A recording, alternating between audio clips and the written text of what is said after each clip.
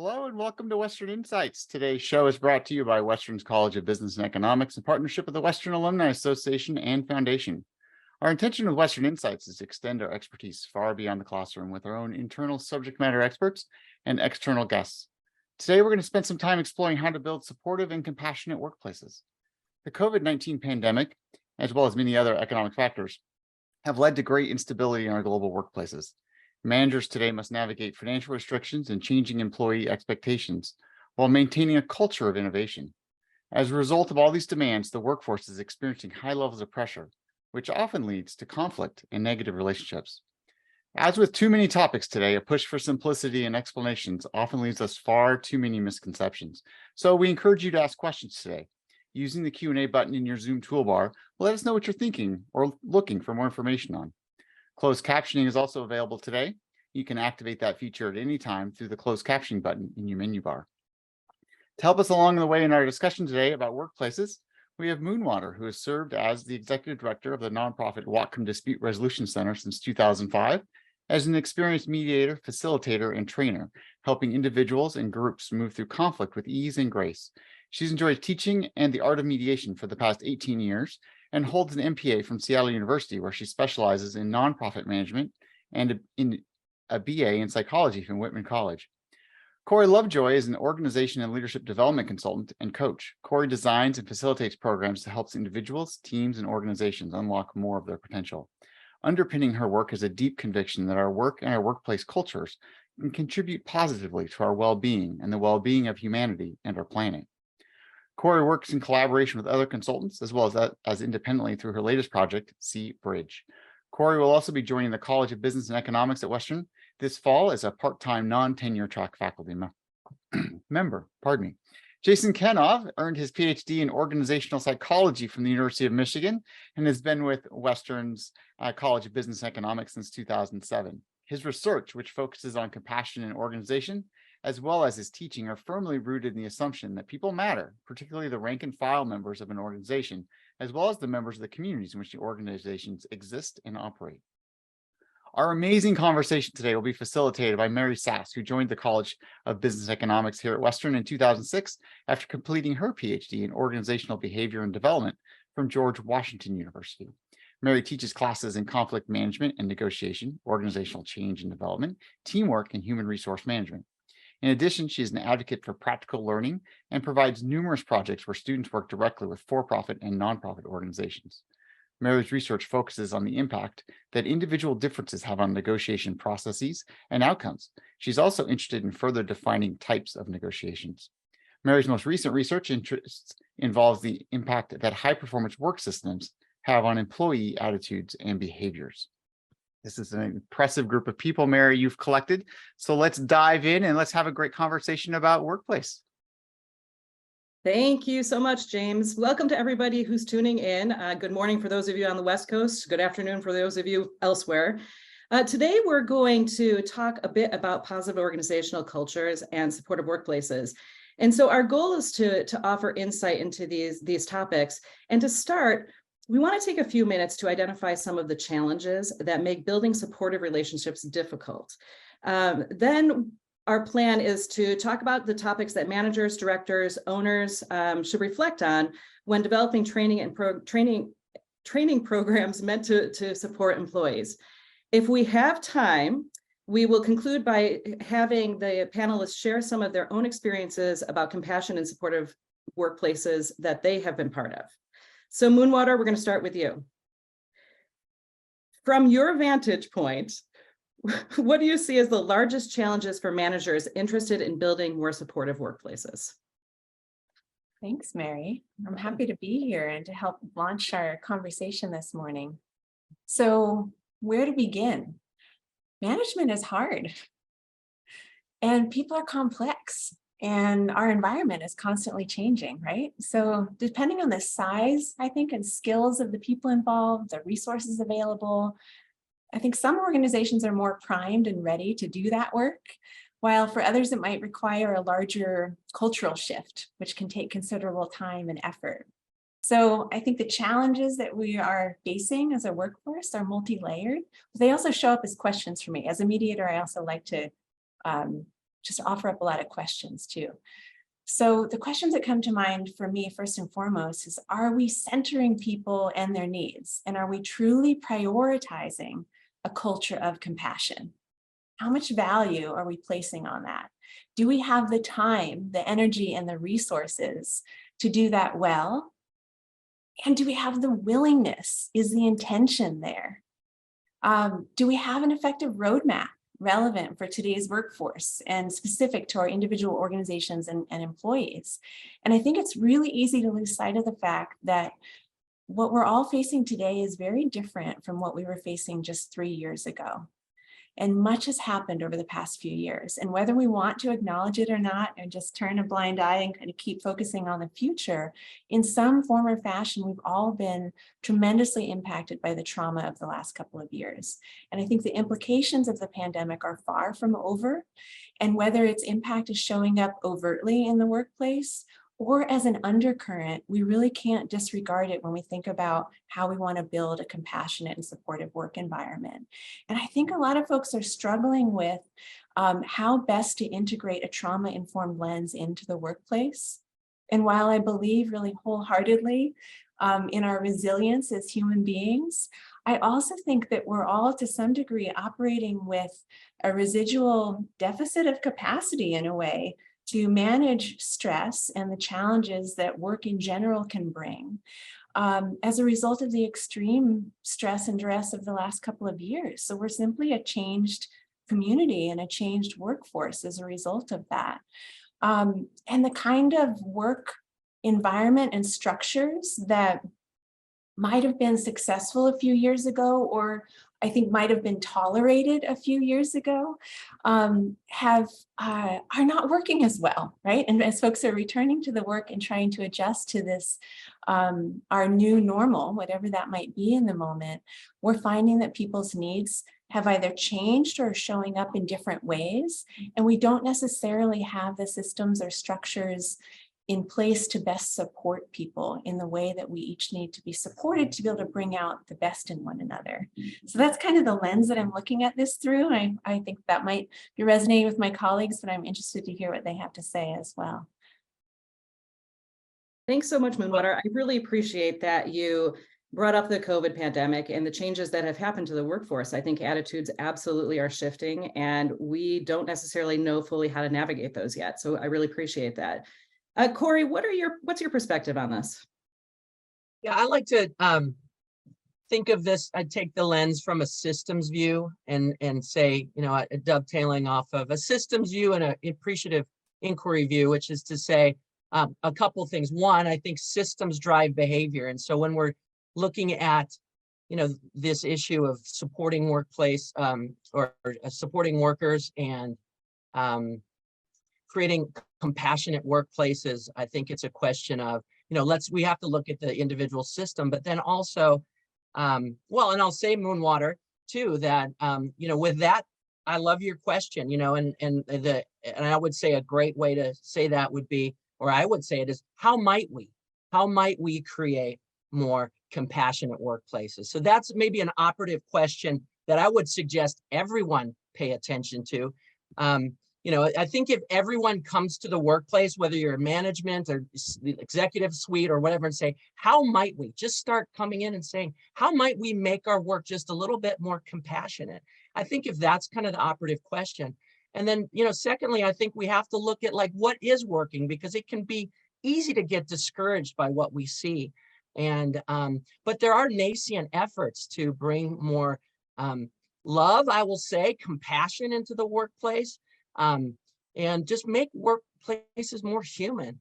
And like I said earlier to my panel members, we have this system that is very inhuman now, and one that I think largely, if you take way back a big lens, it looks like our system has become driven towards a goal of loving stuff and using people. And I think we need to start thinking about loving people and using stuff rather. Jason, what are your thoughts? I love it. Thank you, Corey. And thank you to both of you and to James and the organizers. Yeah, it's great to be here.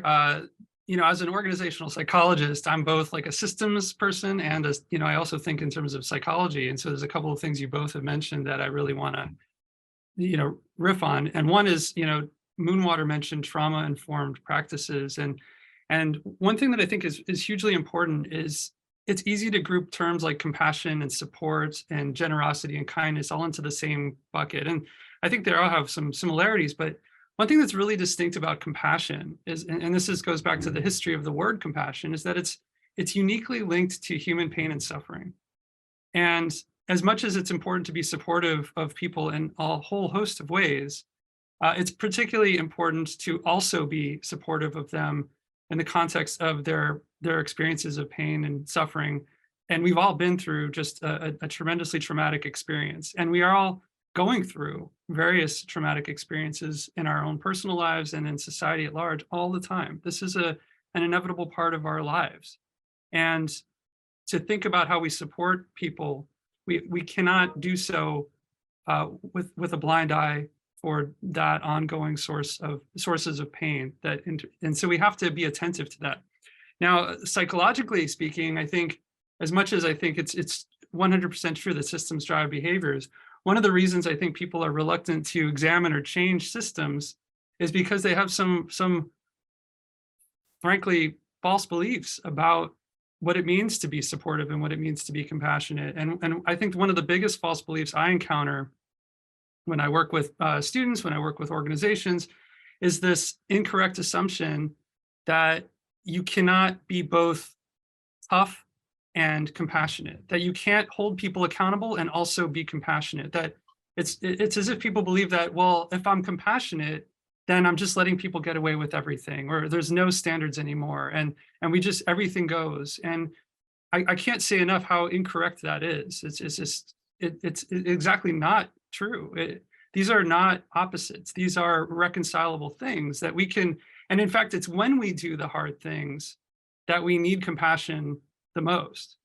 So we will still in our lives have to fire people or discipline people or give corrective feedback or make tough decisions that disappoint or in some ways even maybe cause pain. But we can do that with compassion. We can do that with regard for the human being on the other side of that decision.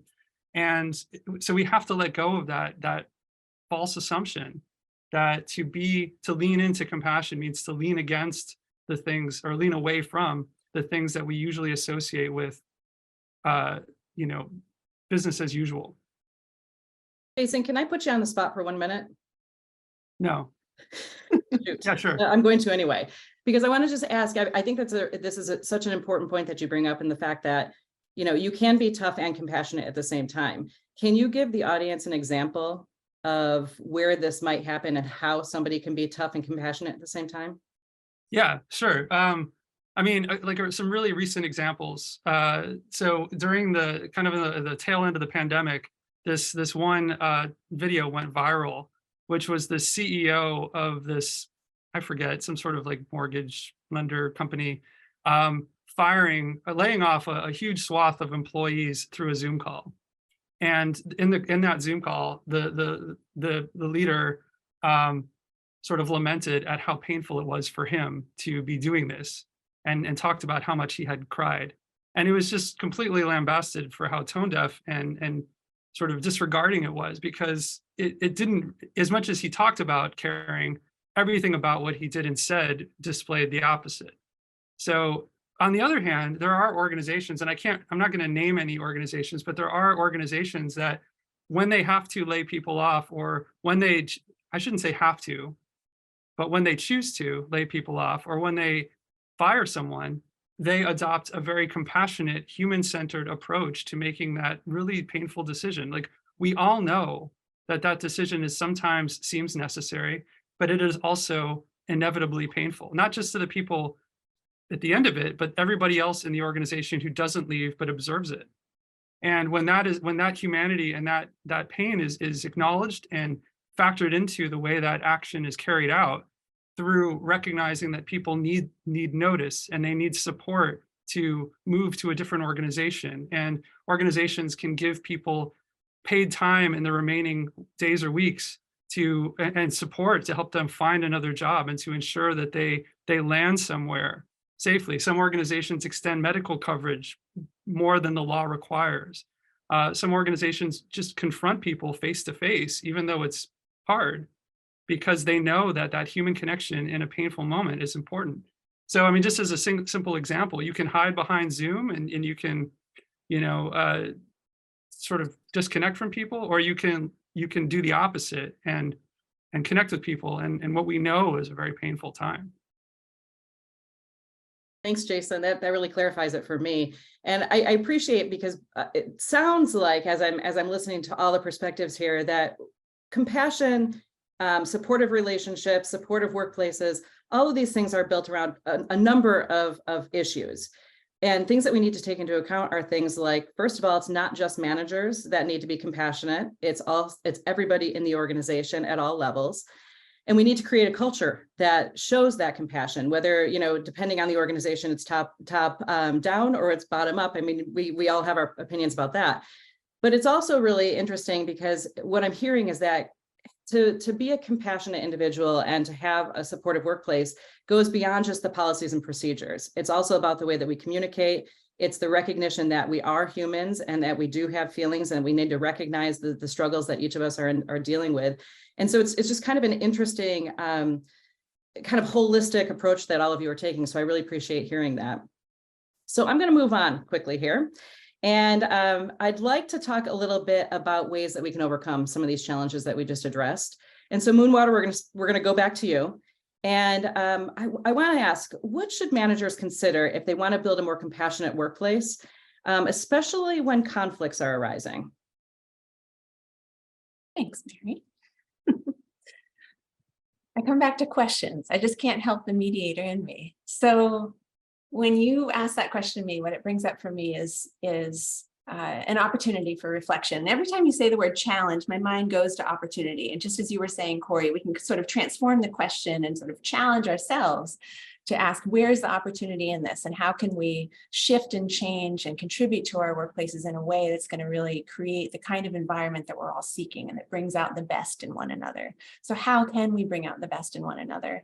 And how can we really proactively contribute to an environment that's conducive to healthy relationships and healthy people, that centers people and our needs, right? So what immediately comes to mind to me is the idea of a commitment to a shared vision of a culture of compassion and support, and that there's no one person. And I recognize that my colleagues here might have different opinions or different sort of stances on how organizational culture comes about. But I believe there's no one person that can set, create, or sustain an organizational culture, right? But we each, whether we have informal or formal leadership roles, can invite the kind of culture that's going to inspire us to want to show up to work, right? We spend a lot of time in the workplace. So how do we create that space and that environment to be one that feels good and that is in some ways joyful and that brings out the best in one another? And I think that there's this balance and kind of a nexus between who we are as human beings and how we show up and the structure and policies and practices that exist that we're operating within each and every day. But I do believe that there's an intentional shift that's necessary. And so I'm going to try to make a tie-in here to one of the principles that shows up in interest-based mediation that we practice here at the center. But before I do that, I think in general, we tend to be a very results-oriented culture, right? And that the bottom line, return on investment, the outcomes, the outputs, and that I think can lead to a lot of innovation and impact, but it can really miss the mark when we're trying to focus on humanizing our workplace. So if we shift to the method and the manner to achieve those outcomes, and if we actually focus, the primary focus of showing up at work and building systems and practices and policies and how we interact with one another, if we focus on the experience of the work and the levels of satisfaction, effective results and outcomes follow that when we are satisfied with our work experience. And I'll offer that satisfaction. We think about this in interest-based mediation, where we focus on procedural satisfaction, substantive satisfaction, and psychological satisfaction. We don't actually focus on getting an agreement in mediation. Totally counterintuitive.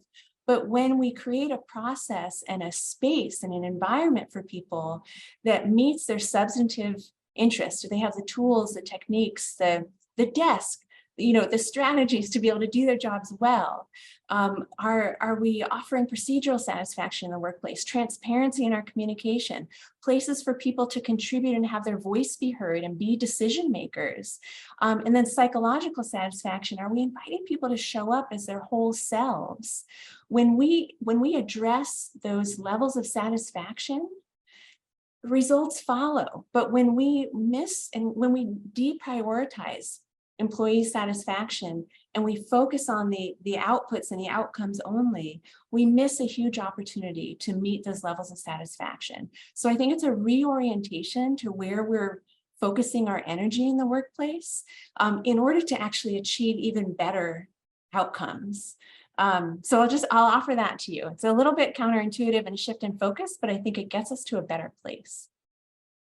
Thank you, Moonwater. That actually is an excellent point, because I really appreciate that you're saying it's not really about the outcome as much. It's not about agreeing. It's about the process and the respect that we give each other as we're going through the discussion and hearing each other and understanding each other. And so it's much more about just our communication and appreciation for each other's differences as well as similarities. So I really appreciate that. We just had a question come in from the audience, and I'm going to throw this one to Jason. Because it does focus a little bit more on the hierarchy of academic institutions. So I'm just going to go ahead and read this for you. It says, in academia, hierarchy is entrenched. Well, some hierarchical systems are required in order for a system to work. How would an organization like a university begin to shift to a more compassionate process and organizational culture? Piece of cake.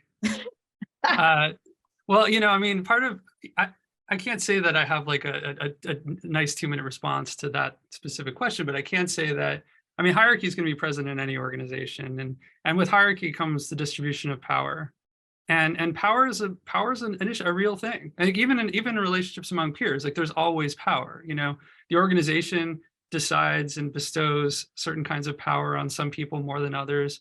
And it also, and society does that as well. So even apart from what power we might think we have from the organization and what we recognize organizationally, our identities bestow power, our presence and character bestow power in ways that are vary somewhat society to society. But the fact that power is bestowed exists, right? And so one thing that we know there's a lot of research on power, and one thing that we know about power is that our increasing power is associated with decreasing empathy. That people sort of, without even really an awareness of it, are likely to empathize less with people with less power than them as their power grows.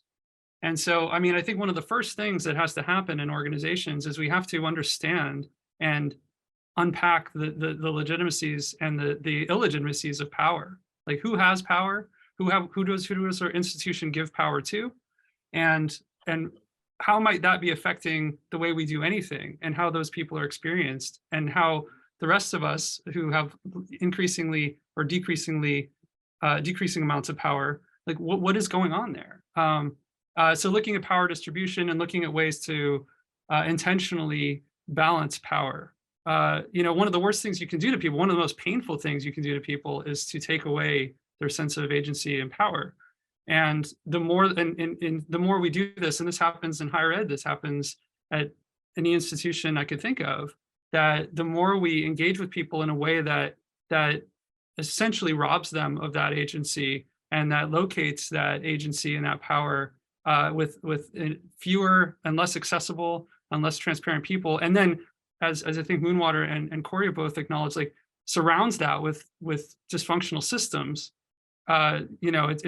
we're facing a very difficult challenge. So deconstructing power, to me, is a key step. Definitely a tough one, for sure. And I want to just, this is going to kind of tie into next question that I'm going to start with, give to Corey, okay? Because I know she's wanting to talk here. I can see it. And because another question that came in had to do with unions and how, whether or not unions can actually help create a compassionate workforce, or if there are other entities within an organization that can help create a more compassionate or supportive workplace. So Corey, can you sort of branch off of what Jason was just mentioning and talk a little bit more about that? But is there a way to balance some of these organizations that historically we see as kind of, you know, fighting each other? Is there a way that we can actually bring them together? Well, I'm going to back up a little bit, and I almost always look like I'm going to talk. It's a question of whether or not I can manage that in the moment. But you know, when Moonwater was talking, what came to mind was hierarchy of needs, right?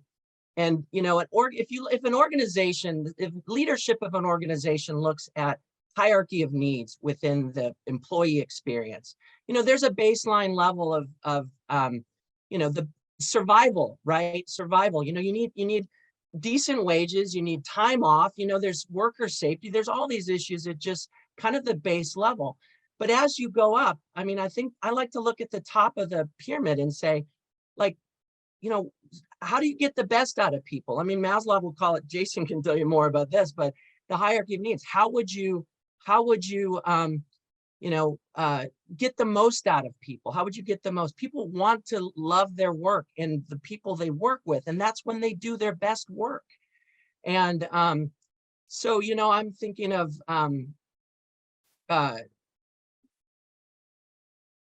that, and also, sorry, I just lost my train of thought. Oh, and then, so yeah, unions, there's where we were, unions. So if you think back to unions were created to fight for that kind of like baseline level of needs, right? Versus the corporations. And then tying back with Jason, where's the power, right? Where's the power? So unions are needed, or collective bargaining, you know, people team together to fight. I'm suggesting that it's not fighting anymore, back to Moonwater's point. It's more about like, how do we collaborate? How do we ask the question, how might we create these workplaces? And I think the appropriate question is, how might we create more compassionate workplaces and start to work our way up? And I think empathy and understanding how power influences empathy, and how understanding your own power and in relationships and in organizations, and deconstructing that, and understanding, you know, your status and your privilege as managers and leaders. I'll stop there though.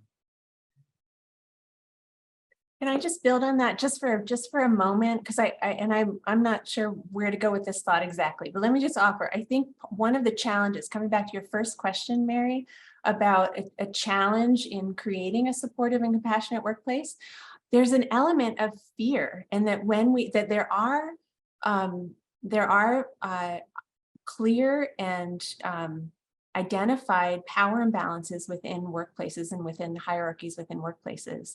And when we talk about systems change or policy change or practices change that might create a more equitable, supportive, compassionate environment, at times there can be a perception that that's going to negatively impact those who are holding the most power. And so there can be, I think, a block of fear in an openness and willingness to reevaluate policies and practices in light of a supportive, compassionate environment, for fear of what some who hold power might lose if that is done in a meaningful way. So that's what was coming up for me as I was hearing you speak about needs and power, Jason and Corey. So thanks for prompting that idea. And I have to ruminate on that a little bit more myself. I mean, as you know, in my own leadership role here, and how can we, I'll ask this both for myself, but also for other leaders, what's getting in the way of us asking the question, how can we create a more supportive, compassionate environment? Is it our own fear of what might shift or change? Is it that we're not taking the time to pose the question? We don't really want to know the answer. We're afraid of what resources it might take or how that might change what we're used to, the status quo.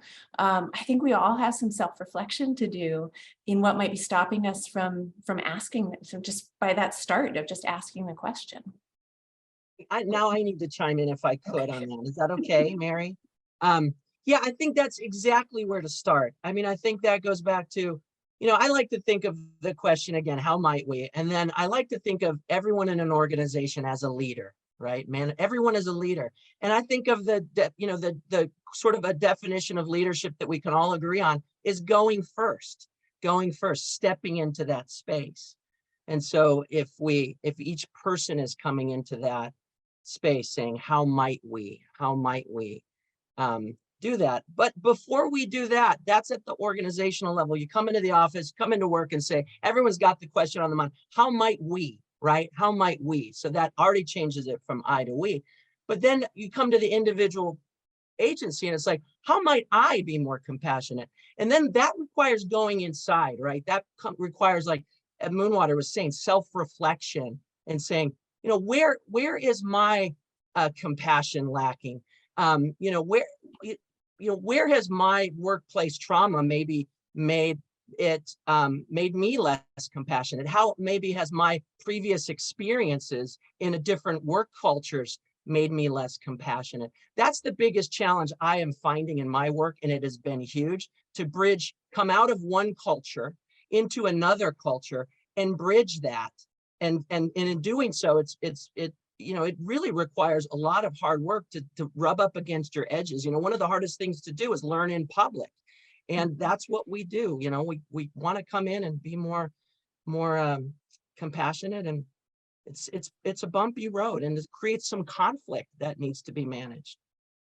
Jason, you want to chime in? Yeah, I'll say that, so there's a couple of key things I think that Moonwater, there's many key things that Moonwater and Corey have been offering. And again, there's a couple of things that really sort of resonate for me. One is this idea that, yes, the history of unions is about reestablishing power balances, right?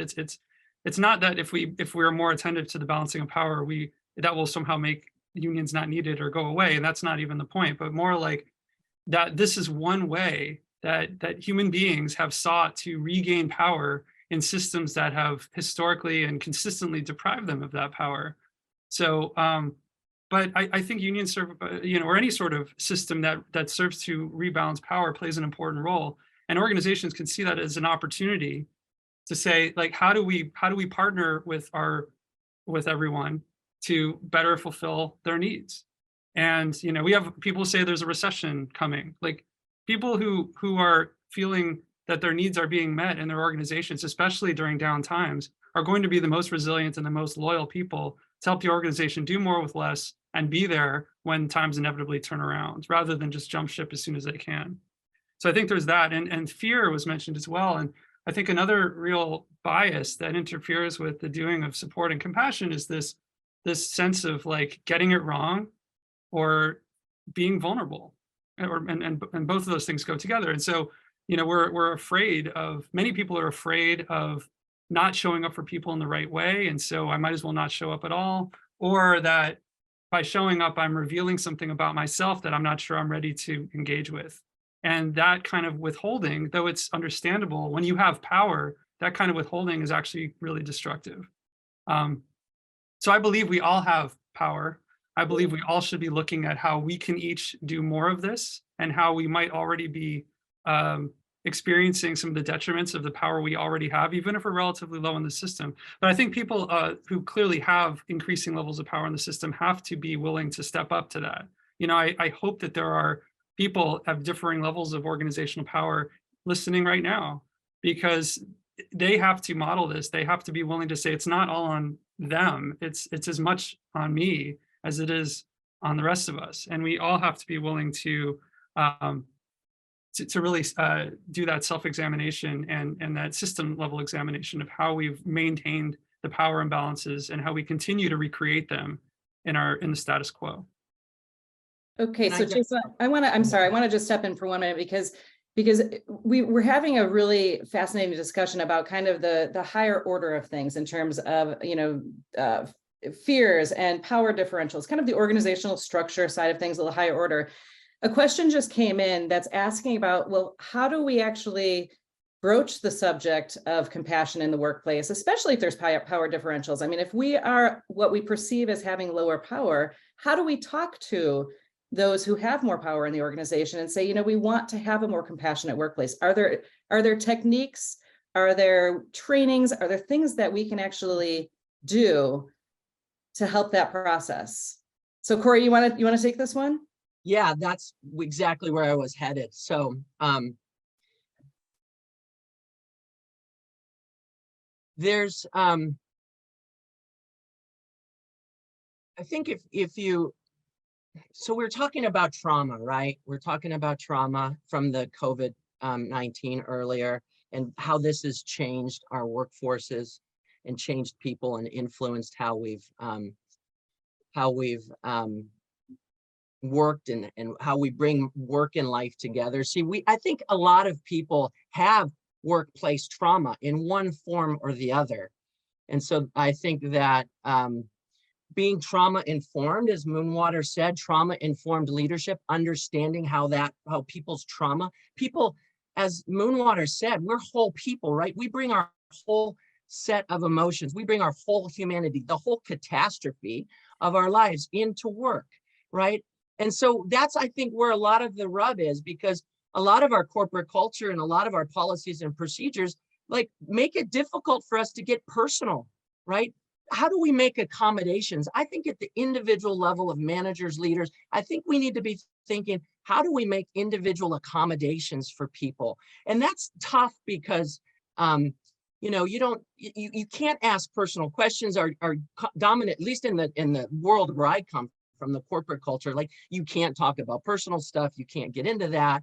And so it makes it hard to have that empathy with people. And then there we've got this conflict of like, how do we make accommodations for people? And yet, you know, at the systems level, the organizational systems level, how do we drive efficiency and performance? So there's that conflict that Jason's talking about, the performance of the system to get results, you know, shareholder results in the case of for-profit corporations, balanced with how do we accommodate individual needs, you know, that may include, you know, workplace trauma, you know, and especially as we bring in workers and employees that have, such as myself, who have, you know, different experiences, different, you know, I'm thinking of corporate cultures, for-profit cultures. How do you make it inviting for people? How do you help people belong?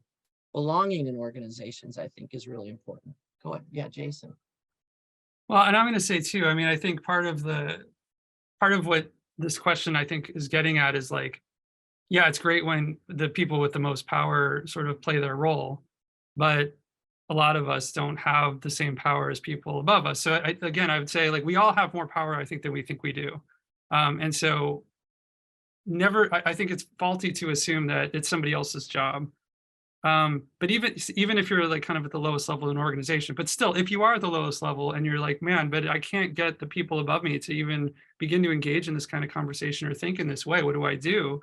I mean, I think there's a couple of things I would suggest. And one is you still have to take your own needs seriously and recognize that if they're just consistently not being met and consistently being trounced on, I hope that you can leave as soon as possible and find a place where that's not going to happen to you, because I think that's really devastating. And the long-term effects of being in a system like that are really, really detrimental. And, you know, shame on the system for being like that. But I think in the interim, like, I think things that you can try to do, and Moonwater might have more to say about this too. I mean, in conflict and mediation, one of the mantras is like, understand in order to be understood. And, you know, like, yes, you may have like a little bit of an insensitive boss or whatever, but how much have we really taken the time to really empathize with the people who we see as abusive or we see as inappropriate? A lot of times people double down on their dysfunctional behaviors because they feel unheard and they feel that their power is being taken. And so as much as it can be really difficult to transform relationships in this way, like connecting with everyone around you with more humanity, even people above you, will actually potentially open doors to them being able to engage with you and see you as more human. And so that's why, I mean, I really don't want to put all the burden on people with the least power. But if the system isn't allowing anything to change, we don't have any other choice but to try to take action ourselves. And one of the best ways to do that is to ensure that we're doing everything we can to engage with the people around us as whole human beings who want to be heard, want to be understood, who are struggling to meet their same basic needs as we are, even though they might be in a different status position in the organization. So what I'm hearing from both Corey and Jason is that really it's about, first of all, understanding people and where they come from. That people don't come to work and they're not only worker bees and have no other life. There's a whole world that they're coming with every day to work, and we need to be compassionate and understanding of that. But I think what's really key, Jason, that you said is it's a two-way street, right? We both have to understand, if there's a relationship, it's not just about one person, it's about both understanding what the other person might be going through and recognizing that there could be things happening at work or there could be things happening at home that are impacting the way that we respond to things and the things that we do. Moonwater, is there anything that you'd like to add onto this?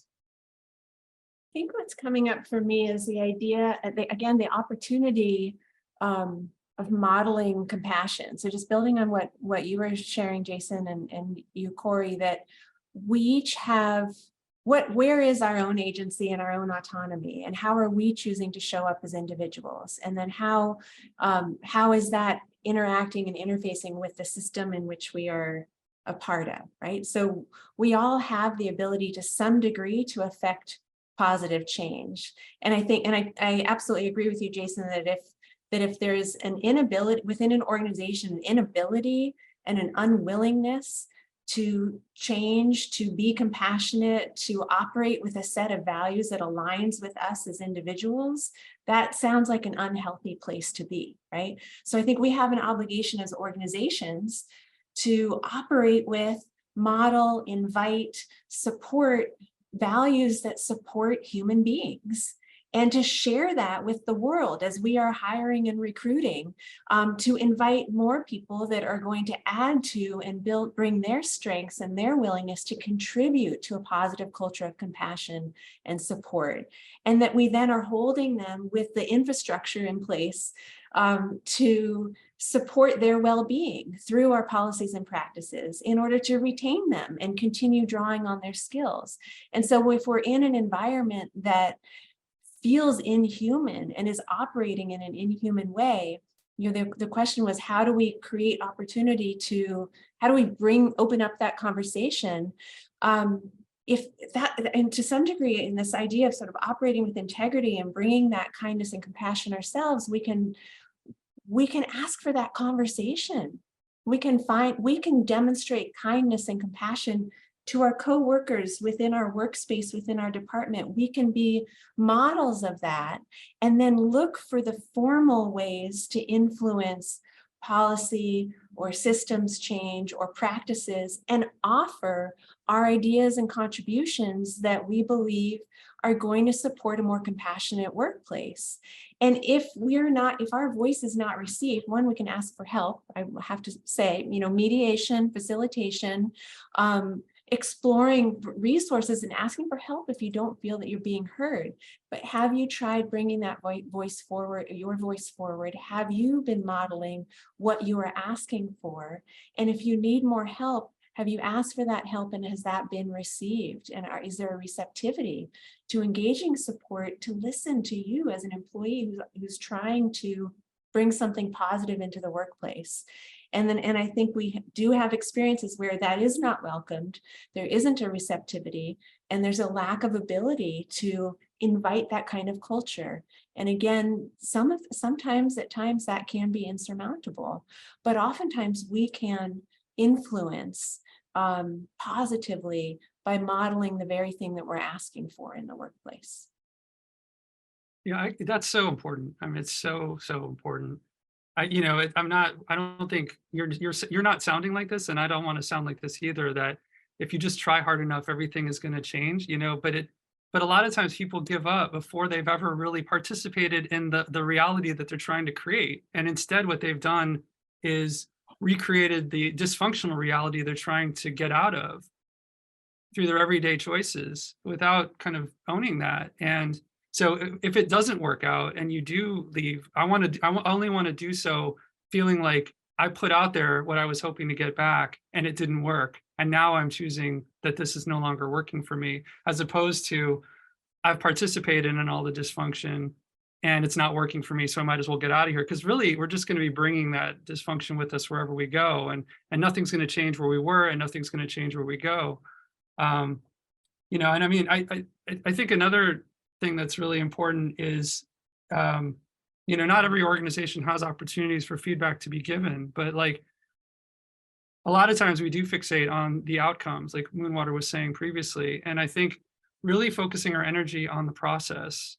So if you, whether or not you got the outcomes that you wanted, or the outcomes that somebody else, you know, that somebody else got the outcomes they wanted, if our feedback is really only focused on the outcomes we think others should or we should be getting, I think we're really missing the process.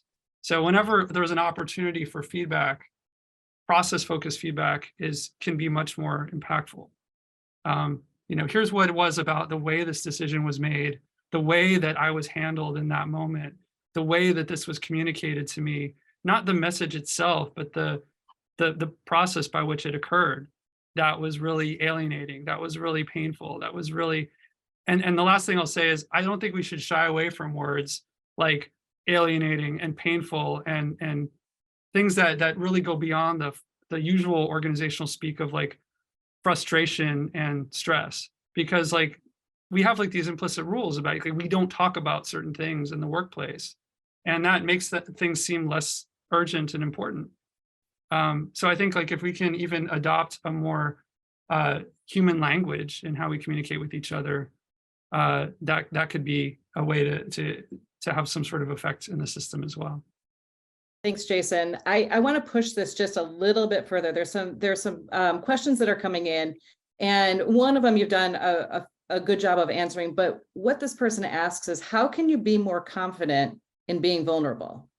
And I think that's a really powerful question. And I think that especially what they're talking about is in terms of like, how do they work with coworkers who may feel underrepresented? And, you know, how can you be more vulnerable and are more confident in that vulnerability? And then there's another question that came in that really focuses on this idea of is there a point of diminishing returns? So we can try and try and try and try, but at some point, does everything kind of tank on us? So if we could quickly just try to address these questions, I'd really appreciate it. Corey, do you want to start? Well, yeah, I think that I think the focus that everyone, and this is, I think, what Moonwater and Jason are saying is empathy, right? Empathy in there. I think that's the first point, right? That's where we can all merge. Like, that's where this comes together, is human beings having empathy for one another, bringing empathy back and training our own empathy, working on that, because that is a trainable skill. We're all born with empathy, but it's trainable. And so there's something we can do there. And then what was the second part of the question, Mary? Asking if there's a point where there is diminishing returns. Thank you. Diminishing returns. I'm going to actually think about that a little bit and hand that one over to Jason. Diminishing returns. Yeah. Can you say, maybe you'd be better off answering that one, Jason? Well, yeah, I mean, I feel like, I'll say in a different way what I was trying to say before, that we shouldn't assume that everything can be made to work for us. Like I know that I have a lot of privilege in my identities. And so I don't want to assume that everybody is in a position where they can easily make the decision to leave a current situation, even if it's awful, because there's many people who don't have that privilege. Like there's too much to give up, even by walking away from something that's toxic for them. But I will say that if you can walk away from something that's toxic from you, and you have tried to engage with it in a way that is the reality that you're actually hoping for, you've examined your own way of engaging, and you've tried to show empathy upward, and you've tried to connect with people at a human level on a consistent basis, and that continues to be shut down and closed off. If you can leave, or when the opportunity presents itself, I hope that you do, because I don't want to see anybody broken down and trapped by their systems. There was going to be a point at which, though, like others of us have to be allies for people who might have less power than us, but that may not be in a position to advocate for their needs. So like, like I'm a professor on campus here, but there are a lot of positions on campus, many positions on campus that have far less power than I do, and that have far less visibility even than I do, and that I have zero interaction with on a day-to-day basis, But am I doing anything to advocate for how they're handled and treated? Like I'm aware of some of what's going on, for people at different levels in the organization. How do I show up to insist that not only I'm being treated with compassion, but that the system as a whole is functioning compassionately, that the people with the least power are the ones that we should be most sensitive to in our organizations, whether that's somebody in a distant supply chain that we depend on, or whether that's somebody in our own building who works a function that's really different from the function that we're in. Are we insisting, again, using the power we do have, that the system be more human oriented for them and not just for us? And I think that that's a key factor that we can all participate in, because we can't always just push it all the way down to the lowest people and say, hey, it all starts with you, because that's wrong. It doesn't. Thank you, Jason. I'm looking at the time here. Hey, we have about 1 minute left. Moonwater, is there anything you'd like to add? Oh gosh, are we closing this out now? And You are closing this out, yes. This conversation went in some really profound directions that I think we could spend weeks talking through. So when I try to recenter myself and think about the original question and topic of building a compassionate and supportive workplace, I come back to the importance of valuing each person as an individual human being with the strength and beauty and capabilities that they have, and how can we create systems and practices and policies to bring out the best in each one. And when we, building on what Corey had said earlier, there's that nexus, that intersection between the systems and the individual. And Jason, you were just speaking to this as well, that for each one of us as individuals, what can you do today to step outside, to end this webinar, step into a space with a colleague and offer some kindness, offer some empathy, be gentle with yourselves, be gentle with one another, and put forth into your shared workspace the kind of environment that's going to want to help you show up tomorrow. And even starting small, and then thinking about the kind of power that you're holding and how you might be able to contribute to larger, more systemic change. But at the very least, how are we showing up, being gentle with ourselves and being gentle with one another? Moonwater, what an excellent way to end it. Thank you so much to all of you. I appreciate the wisdom that you've given me, and I'm sure that the audience also appreciates it. James, I'm going to pass it back to you now. I want to echo that. I really have appreciated this conversation today, and I thank all of you for your time, and I thank all of you in the audience for joining us today for Western Insights. This and previous Western Insights sessions are all available online. We'll be sending you an email shortly with the link to where you can find all those sessions, some resources from our panel here, and also an invitation, of course, to give you a chance to give us some feedback on this session. We'd love to hear your thoughts. I'm going to encourage you to mark your calendars for May 5th, Cinco de Mayo, 9 a.m. You can start your day right at the top. We're going to be back with a discussion focused on connecting with your career, finding joy, value, and purpose in your day-to-day. Registration will be open in the next few days, so be on the lookout for that as well. From all of us at Western Washington University and the College of Business and Economics, we want to thank you for being here today. We also want to thank the Western Alumni Association, the Western Foundation, for all of their support for the series. And we know that they would like us to thank those of you who chose to financially support the university as part of this effort as well. From all of us here at Western, thank you so much and have a fabulous day.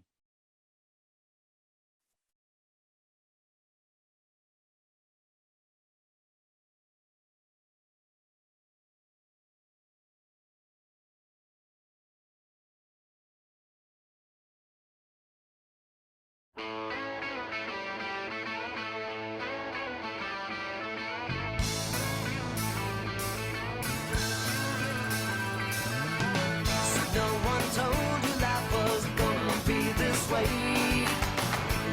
St. Joe.